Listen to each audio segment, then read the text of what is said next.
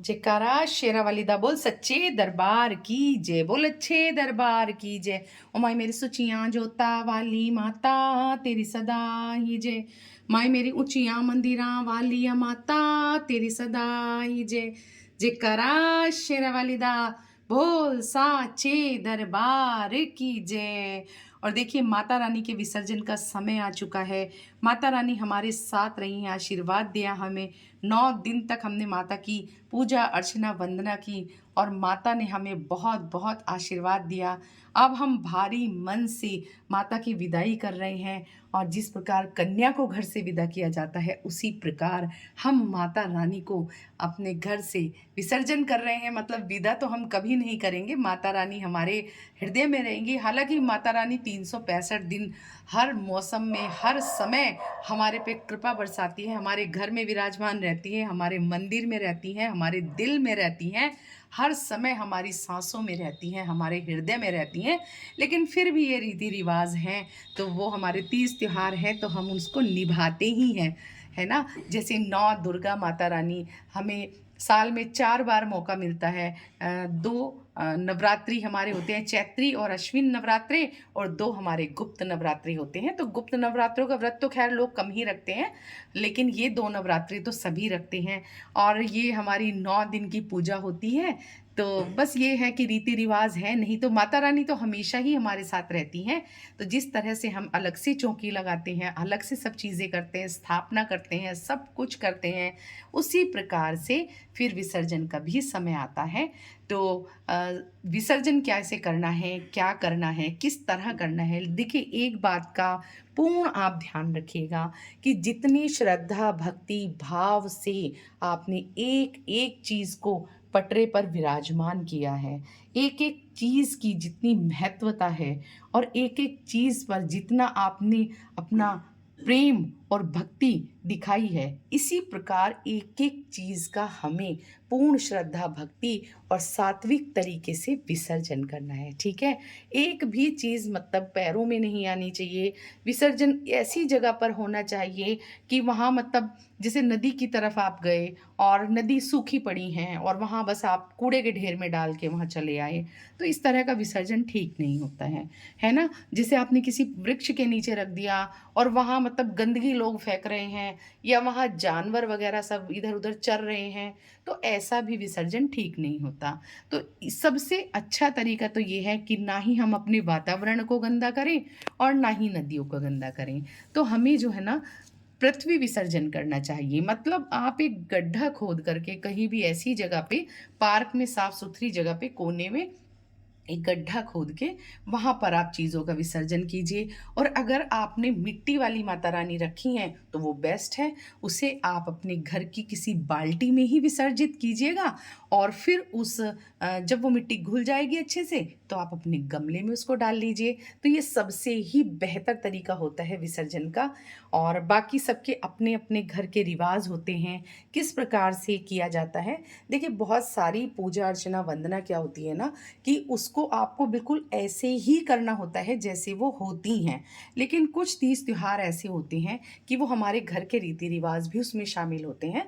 तो इसीलिए किसी के यहाँ अष्टमी पूजन होता है, किसी के यहाँ नवमी पूजन होता है, और बहुत सारी जगह पर तो चौकी का विसर्जन उसी दिन कर दिया जाता है जिस दिन कन्या पूजन होता है।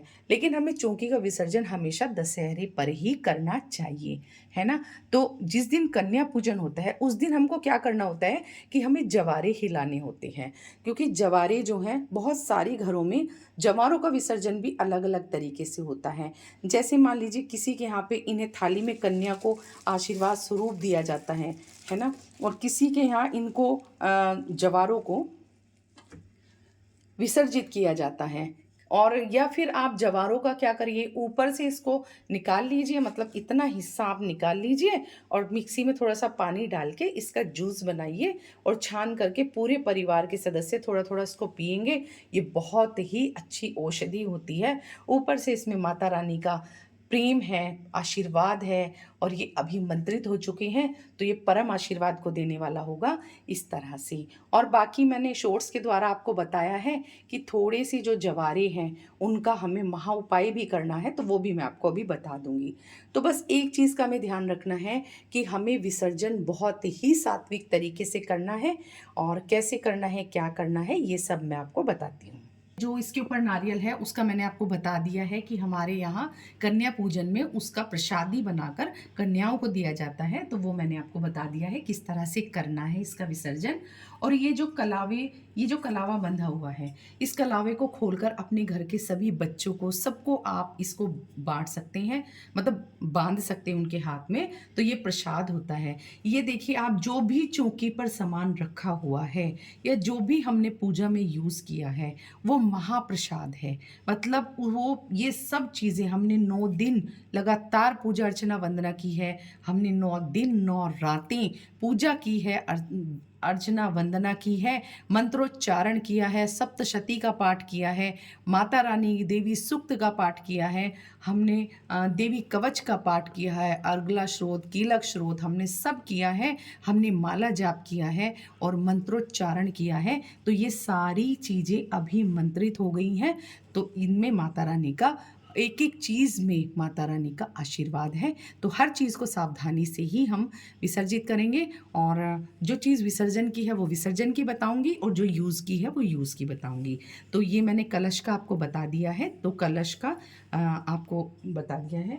अब देखिए इसके बाद में क्या करना है ना हमें, तो ये जवारे हैं, है ना, तो ये जवारे हमें क्या करना है, थोड़े से जवारे हमें ले लेने हैं इस तरह से, और माता रानी के चरणों में हमें इनको अर्पित करना है ऐसे, ठीक है। और माता रानी से हाथ जोड़कर हमें आशीर्वाद प्राप्त करना है। हे जगत जननी माँ जगदम्बे करुणामयी माँ अम्बे, आपकी कृपा से 9 दिन की व्रत मैंने संपूर्ण किए हैं, आपकी कृपा से नवरात्रि का पावन पर्व मैंने संपूर्ण किया है।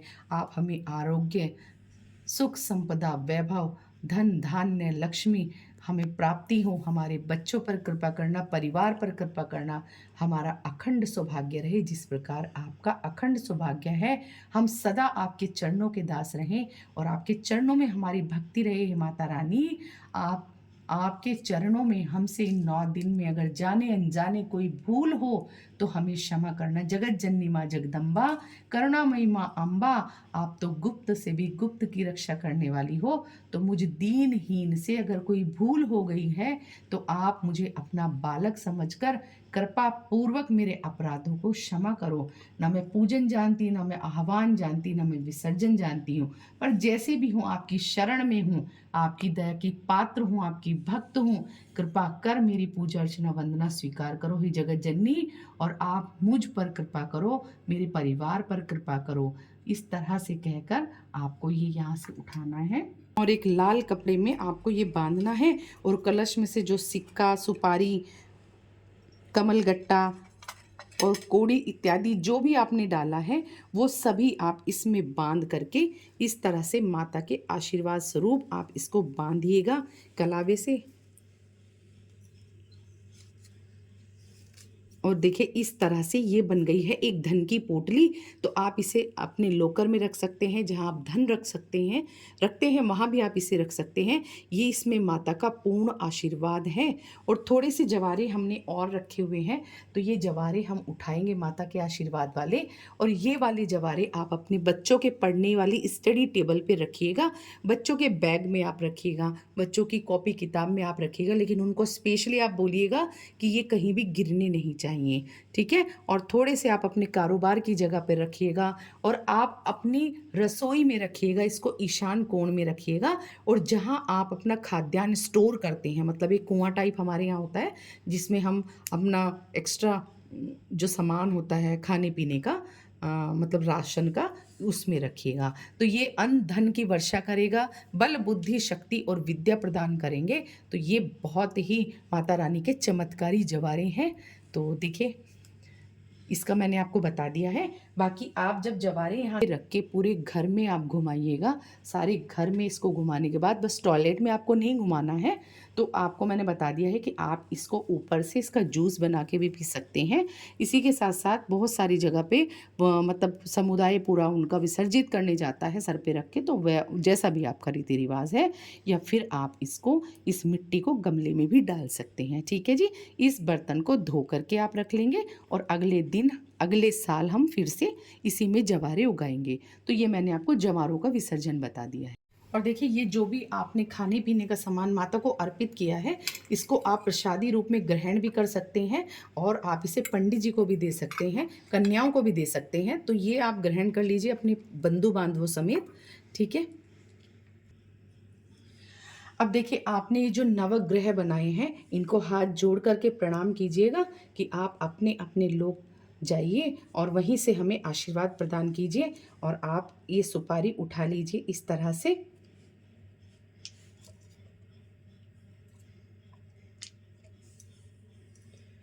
और इस पे थोड़ा सा गंगा जल का आप छींटा लगाइए। तो आप इसको पंडित जी को भी दे सकते हैं और आप इसको दोबारा से भी यूज़ कर सकते हैं। आप इनको रख भी सकते हैं या आप इनको विसर्जन में भी दे सकते हैं। देखिए, ये जो आपने नारियल पे चुनरी लपेटी थी ना, आपने किसी ने कलावा भी लपेटा होगा, किसी ने चुनरी। तो आपको कलावा अपने घर के सदस्यों को बांधना है और ये चुनरी आप अपने व्यवसाय की जगह पर बांध सकते हैं, अपनी गाड़ी में, अपने वाहन में इसको बांध सकते हैं। आप इसको मंदिर में भी संभाल के रख सकते हैं। तो ये बहुत ही अभिमंत्रित चुनरी है, तो इसका यूज़ भी आपको इसी तरह से करना है। जो गणेश जी पे आपने दुर्वा अर्पण की थी, ये भी आपका विसर्जन में जाएगा। तो एक पन्नी में इस तरह से आप विसर्जन का सामान इकट्ठा कर लेंगे। और ये जो जनेऊ आपने अर्पण किया था, इसको हम किसी पंडित जी को दान स्वरूप दे देंगे, क्योंकि पंडित जी तो ये सब धारण करते हैं। तो और गणेश जी को आप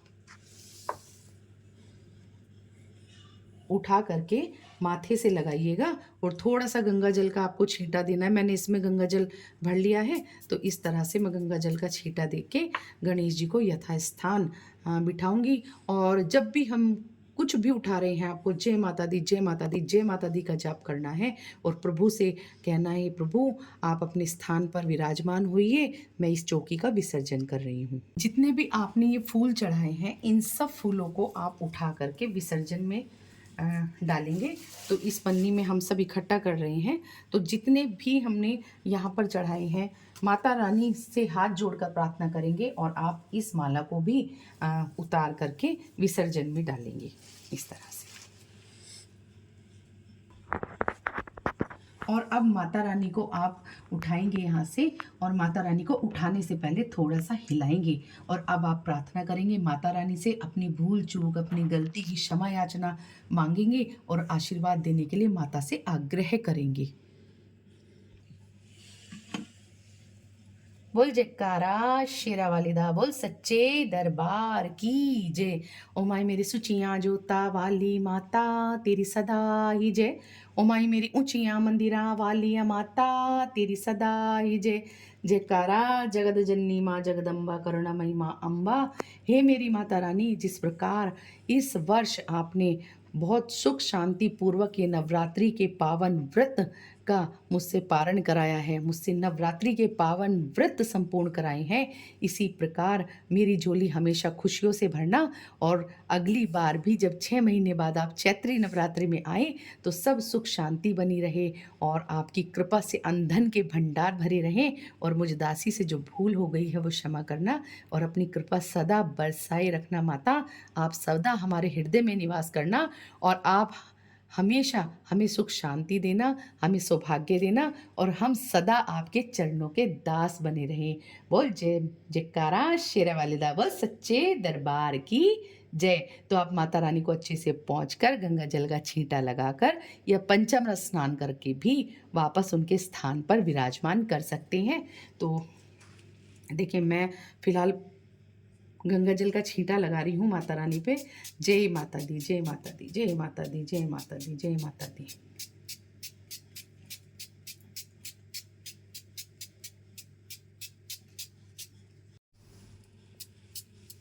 तो देखिए इस कपड़े पे मैं थोड़ा सा गंगा जल डाल लेती हूँ और इसी से मैं माता रानी को थोड़ा सा पोंछ दूंगी।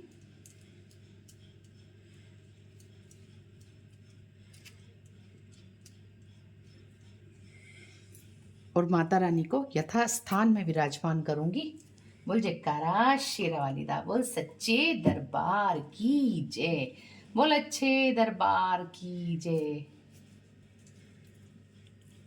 ओम ऐं क्लीं चामुंडाय विच्छे, ओम ऐं क्लीं चामुंडाय विच्छे। ओम सर्वमंगल मांगल्ये शिवे सर्वार्थ साधिके शरण्य त्र्यंबके गौरी नारायणी नमस्तुते। तो माता रानी विराजमान हो गई हैं अपने स्थान पर। तो अब देखिए ये हमारे यहाँ नवरात्रि लगाए जाते हैं, तो इसको भी मैं विसर्जन में ही डाल दूंगी। और ये देखिए ये जो भी हमने आम के पत्तों का या अशोक के पत्तों का जो भी हमने तोरण बनाया था, तो ये भी हम विसर्जन में ही डाल देंगे। ये हवन कुंड की जो भी हमारे पास राख है या अग्यारी की जो राख है वो भी हम विसर्जन वाली पन्नी में ही डाल देंगे। हम इसी में ही डालेंगे, इसको यहाँ हम डाल देंगे। और अब हम अखंड ज्योति को उठाएंगे और ये अखंड ज्योति हमारी तब तक जलती रहेगी जब तक ये इसका जो घी है ये स्वतः ही खत्म नहीं हो जाता और ये ज्योति हमारी स्वतः ही शांत नहीं हो जाती। तो हमें इसे बुझाना बिल्कुल भी नहीं है। आपकी ये जब तक जले आप इसे जब तक जलाइए, जब तक ये प्रज्वलित रहेगी आपको बाती खींचते रहना है, फूल को झाड़ते रहना है और इसका घी खत्म होने के बाद ही ये स्वतः ही शांत हो जाएगी। तो जब ये ज्योति शांत होगी तो उसके बाद में यहाँ थोड़ा थोड़ा काला काला आ जाएगा इस पे, तो वो जो काला काला होगा उससे सभी घर वालों को और आप स्वयं भी उससे तिलक करिएगा, ये बहुत ही शुभ होता है। तो हम इस समय ज्योति को यहाँ से उठा करके और अपने मंदिर में इसको स्थान देंगे। हमें मंदिर में ऐसी जगह रखना है जो हमारे पूजा पाठ में बीच में ये कहीं गिरे नहीं, हिले नहीं और किसी भी प्रकार की समस्या इसमें ना हो। तो हमें ज्योति को यहाँ से उठा लेना है। या देवी सर्वभूतेषु शक्तिरूपेण संस्थिता नमस्तस्यै नमस्तस्यै नमस्तस्यै नमो नमः। या देवी सर्वभूतेषु बुद्धिरूपेण संस्थिता नमस्तस्यै नमस्तस्यै नमस्तस्यै नमो नमः। तो देखिए अब पटरे पे जितने भी चावल रखे हैं इन सब चावल को हम इकट्ठा कर लेते हैं और ये सभी चावल हम पक्षियों के क्यारे में डाल देंगे, मतलब पक्षी इनको खा लेंगे। इस तरह से हमें करना है। और अगर आप के यहाँ आसपास पक्षी नहीं आते हैं तो कोई बात नहीं, आप फिर इनको विसर्जन में डाल सकते हैं। तो एक एक चावल का दाना आपको इकट्ठा कर लेना है, मतलब कोई भी चावल एक दाना भी पैरों में नहीं पड़ना चाहिए। और देखिए ये जो कपड़ा है, बहुत सारे लोग प्लेन कपड़ा बिछाते हैं चौकी पर, 1.25 मीटर इसीलिए बताया जाता है। आपको ये कपड़ा पंडित जी को दान दे देना चाहिए। और अगर आपने इस तरह का कपड़ा बनवाया हुआ है जैसे मैंने, तो इसको साफ करके आप फिर से इसे पूजा में प्रयोग कर सकते हैं। तो देखिए जिस पटरे से हमने अभी सारा सामान उठाया है, नवरात्रि स्थापना हमने जिस पे की थी, वहाँ पर हम एक हल्दी से स्वास्तिक बना देते हैं, क्योंकि हमें उस जगह को ना खाली नहीं छोड़ना चाहिए। तो आप स्वास्तिक बना दीजिए या एक दिया आप यहाँ पर प्रज्वलित करके रख दीजिए, या तो फिर आपने जो अखंड दीपक अभी यहाँ से उठाया है उसी को यहाँ बीच में विराजमान कर दीजिए, वो जलता रहेगा यहाँ पर। तो इस जगह को हमें खाली नहीं छोड़ना होता है। आशा है कि माता रानी के चौकी के विसर्जन की ये जानकारी आपको पसंद आई होगी। और अगर आपको जानकारी पसंद आई है तो ज़रूर से लाइक कमेंट शेयर कीजिएगा। चैनल में नए हैं तो चैनल को सब्सक्राइब कीजिएगा। मिलते हैं नई वीडियो के साथ, तब तक के लिए जय माता दी। बोलो राधे राधे।